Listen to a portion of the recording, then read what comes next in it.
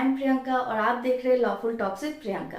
तो चलिए आज का वीडियो हम शुरू करते हैं। तो आज का मेरा टॉपिक है कंसिडरेशन। जैसे कि हम सबको पहले से ही पता है, जो मेरे पिछले वीडियो उसमें भी मैंने आपको बताया है कि एक वैलिड कॉन्ट्रैक्ट होने के लिए हमें कंसिडरेशन का बहुत नेसेसरी रोल होता है। ठीक है, तो उसी को आज हम डिटेल में पढ़ेंगे। कंसिडरेशन का डेफिनेशन कहाँ दिया गया है? सेक्शन 2 सबसेक्शन डी में। तो उसका एसेंशियल्स क्या है, उस एसेंशियल्स को मैंने 3 पार्ट में डिवाइड किया हुआ है। तो फर्स्ट एसेंशियल है promise at the desire of the promisor.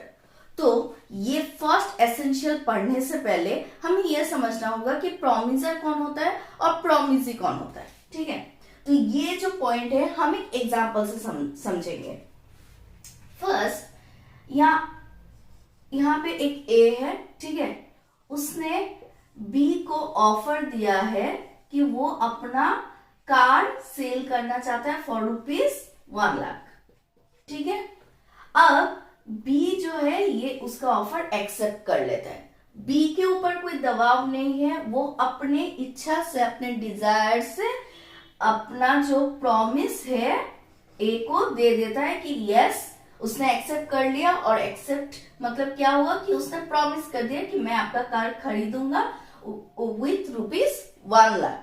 ठीक है, तो ये जो बी है अपने डिजायर से ए को प्रॉमिस किया है। तो क्या इस सिचुएशन में बी क्या हो गया? प्रॉमिसर, जिसने प्रॉमिस किया, और ए हो गया प्रॉमिसी, जिसको प्रॉमिस दिया गया।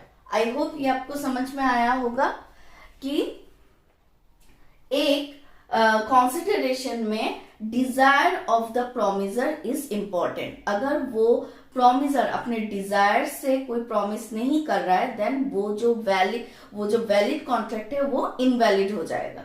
ठीक है, सो डिजायर इज इंपॉर्टेंट। आगे बढ़ते हैं। नेक्स्ट है प्रोमिसी और एनी अदर पर्सन। ये पॉइंट समझने से पहले मैं आपको एक रूल समझाना चाहती हूँ। वो रूल है rule of privity of contract. Privity of contract. अब इसमें क्या है, ये प्रीविटी ऑफ कॉन्ट्रैक्ट का क्या रूल है, ये मैं आपको एक एग्जांपल से समझाती हूँ। जैसे ए है और बी है, इन दोनों के बीच में एक एग्रीमेंट, एक कॉन्ट्रैक्ट हो रहा है कि ए अपना लैंड बी को बेचेगा विथ ₹10 लाख। ठीक है, अब बी ने ये उसका ऑफर एक्सेप्ट कर लिया। ठीक है, और उसको ₹10 लाख दे दिया। लेकिन ए अपना जो एग्रीमेंट, जो अपना लैंड का, जो प्रॉपर्टी का जो डॉक्यूमेंट्स है, वो बी को अभी तक उसको ट्रांसफर नहीं किया। तो इस सिचुएशन में क्या हुआ कि ए जो है वो अपना कॉन्ट्रैक्ट ब्रीच कर रहा है। इस सिचुएशन में बी ए को लायबल कर सकता है। ठीक है, तो मैं ये समझाना चाहती हूँ कि अगर कोई भी कॉन्ट्रैक्ट 2 पर्सन के बीच में हो रहा है, सिर्फ वो पार्टी टू द कॉन्ट्रैक्ट ही एक दूसरे को, अगर उनके बीच में कोई भी party breach of the contract करता है, देन वो लोग क्या कर सकते हैं, एक दूसरे को सू कर सकते हैं। बट अदर देन बी के अलावा बी का कोई भी इंसान XYZ, कोई भी बी का पहचान वाला बी के तरफ से या बी के बिहाफ में या बी के एब्सेंस में ए को सू नहीं कर सकता। अगर बी प्रेजेंट है तो ही ए को सू कर सकता है, अगर बी प्रेजेंट नहीं है तो सू नहीं कर सकता, और वहां पे ये कॉन्ट्रैक्ट माने डिसवैलिड हो जाता है। ठीक है, इनवैलिड हो जाता है। तो आई होप ये आपको समझ में आया होगा कि प्रीविटी ऑफ कॉन्ट्रैक्ट में क्या होता है, सिर्फ पार्टी जिनके बीच में कॉन्ट्रैक्ट हुआ है वही लोग एक दूसरे को सू कर सकते हैं। अगर उनके बीच में ब्रीच ऑफ कॉन्ट्रैक्ट हो रहा है तो कोई भी अदर पर्सन एक दूसरे को सू नहीं कर सकते। इस सिचुएशन में कोई भी अननोन पर्सन, कोई भी एक्स्ट्रा पर्सन कॉन्ट्रैक्ट में सू नहीं कर सकते। सिर्फ और सिर्फ पार्टी टू द कॉन्ट्रैक्ट ही एक दूसरे को सू कर सकते in case of breach of contract. तो इस सिचुएशन में कुछ एक्सेप्शंस है, इस रूल का ही कुछ एक्सेप्शंस है। तो वो एक्सेप्शंस क्या है वही हम पढ़ेंगे। फिर से मैं वो एग्जांपल ले लेती हूं कि यहाँ पे लिख देती हूँ कि ए है और बी है जिनके बीच में लैंड का जो एग्रीमेंट होने वाला था, जिसमें बी ने उसको पैसे दे दिए, लेकिन ए ने अब तक क्या किया, डॉक्यूमेंट्स उसको सबमिट नहीं किए। तो अगर किसी कारणवश बी उसका डेथ हो जाता है, तो उसके बाद उसका जो वाइफ है, जो उसका बेनिफिशियरी है, इस कॉन्ट्रैक्ट के बाद हस्बैंड अगर मर जाता है तो उसका वाइफ ही इस कॉन्ट्रैक्ट का बेनिफिशियरी होगा। तो इस सिचुएशन में क्या होगा कि एक्सेप्शन रूल में रूल नंबर 1 में ये है कि बेनिफिशियरी, अगर कोई भी इंसान जिनके बीच में कॉन्ट्रैक्ट हुआ है, उस पर्सन का अगर कोई बेनिफिशियरी पर्सन है तो वो उसके एब्सेंस में लायबल कर सकता है। ठीक है, तो आई होप ये आपको समझ में आया होगा। प्रीविटी ऑफ कॉन्ट्रैक्ट में हमने क्या पढ़ा था, सिर्फ पार्टी टू द सूट ही एक दूसरे को लायबल कर सकते हैं, लेकिन एक्सेप्शन ये कहता है कि अगर कोई पार्टी बेनिफिशियरी है तो वो भी सू कर सकता है। नेक्स्ट, अगर बी का कोई लीगल हायर है, कोई भी उसका हायर है, ठीक है, उसका फैमिली पर्सन या उसका सॉन डॉटर जो भी है, लीगल हायर है, ठीक है, तो लीगल हायर को वो क्या इस सिचुएशन में अगर बी प्रेजेंट नहीं है तो उसका लीगल हायर भी ए को सू कर सकता है। और या फिर कोई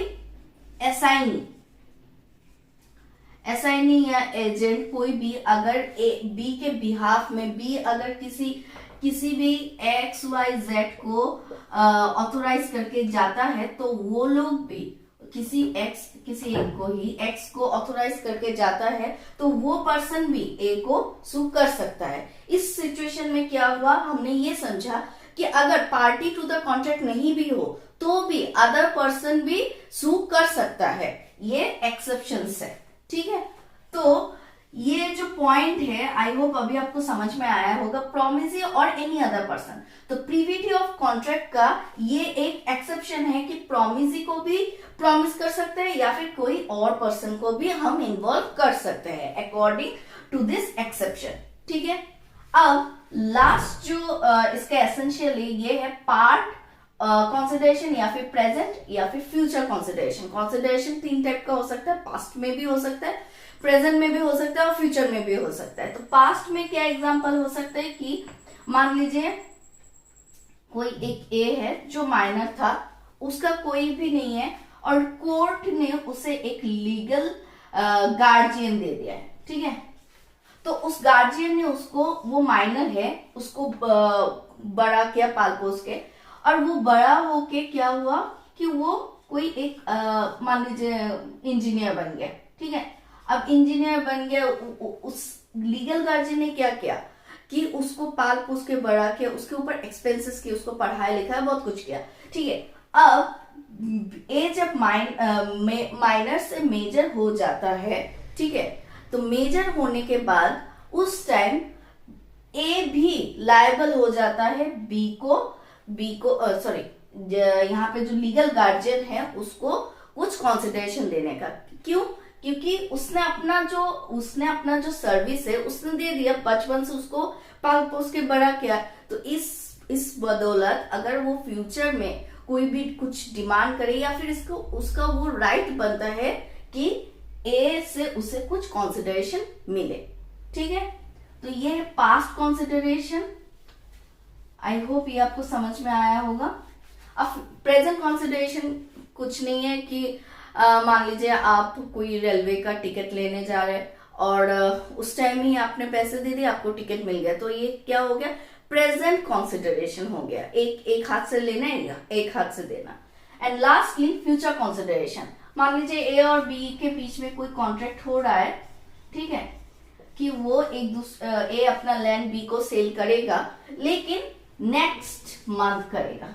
ठीक है, नेक्स्ट मंथ करेगा। तो यहाँ पे ए ने भी कुछ एग्जीक्यूट नहीं किया और बी ने भी कुछ पैसे वैसे नहीं दिया। सो ये दोनों सिर्फ एक एग्रीमेंट किया है, ठीक है, जिसका एग्जीक्यूशन अभी होना बाकी है। इस सिचुएशन में इसको क्या बोलेंगे, फ्यूचर कंसिडरेशन। तो आई होप ये आपको समझ में आया होगा। अब हम पढ़ेंगे कि अब अभी तक हमने पढ़ा एसेंशियल, अब इसी कंसिडरेशन का कुछ एक्सेप्शंस भी है, ठीक है।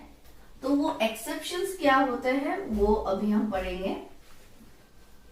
कंसिडरेशन का एक्सेप्शन सेक्शन 25 के सबसेक्शन 1, 2 और 3 में दिया गया है। सो फर्स्टली एक्सेप्शन का मैं जो 3 पार्ट में इसको फिर से डिवाइड कर देती हूं।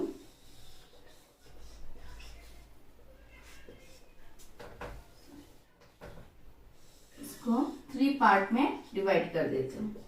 सो सेक्शन, अच्छा पहली बात तो ये कि सेक्शन 25 में कहा क्या गया है। सेक्शन 25 में ये कहा गया है कि an agreement without consideration is void, ठीक है।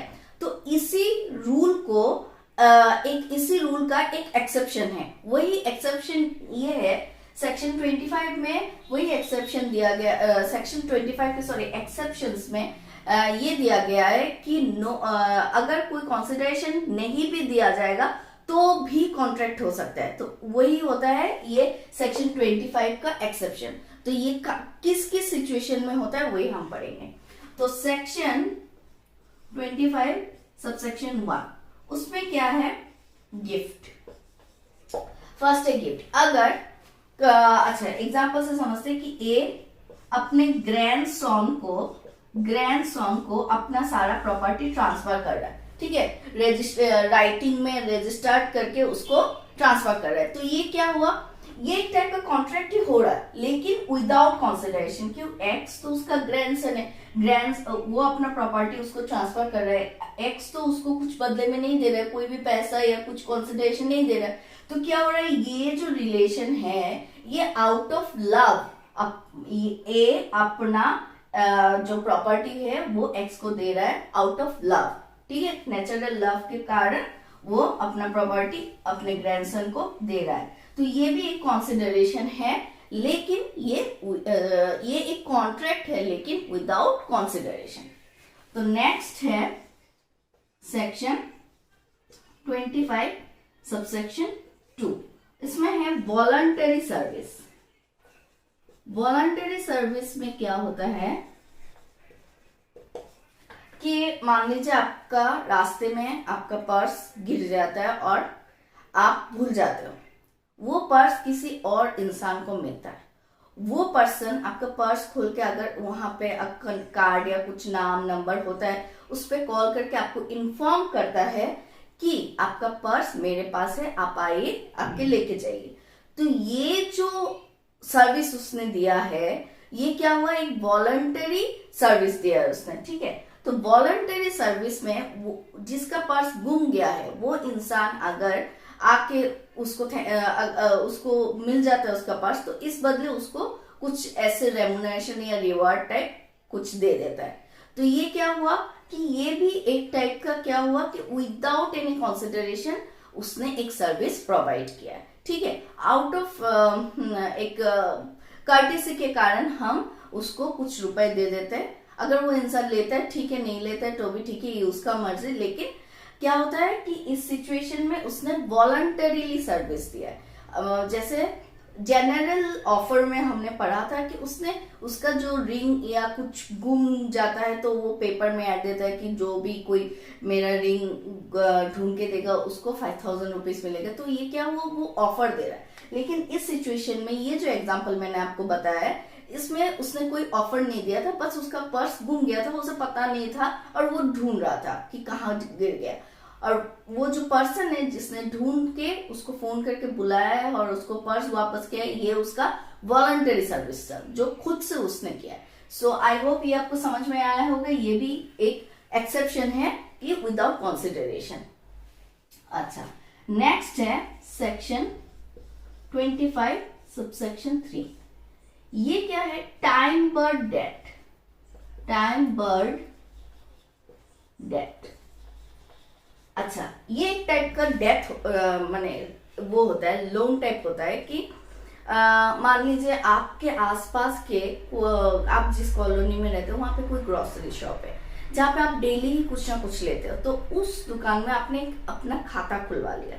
हर मंथ जाके उसको जो भी आप डेली पूरे मंथ में लेते हो, बिना कोई पैसे के, बिना उसको कुछ पेमेंट किए ही आप उससे, उसके दुकान से पैसे ले सामान ले लेते हो और मंथ एंड में आके उसको पैसा दे देते हो। तो ये क्या हुआ कि वो तो अपना सामान दे रहा है ना बिना पैसे के। तो ये इस सिचुएशन में क्या हुआ कि एक टाइम बार डेथ है, जो एक एक्सेप्शन में आता है कि वो बिना कंसिडरेशन के, बिना पैसे के ही वो अपना सामान आपको दे रहा है, ठीक है, आउट ऑफ ट्रस्ट। और फिर मंथ एंड में आप उसको अपना उसका रिपेमेंट कर रहे हो, ठीक है। तो ये भी विदाउट कंसिडरेशन, ये एक्सेप्शन रूल में सेक्शन 20 सेक्शन 3 में आता है। तो दैट्स ऑल फॉर टुडे। अगर आपको ये वीडियो अच्छा लगता है then please don't forget to like, share and subscribe my channel. Thank you so much.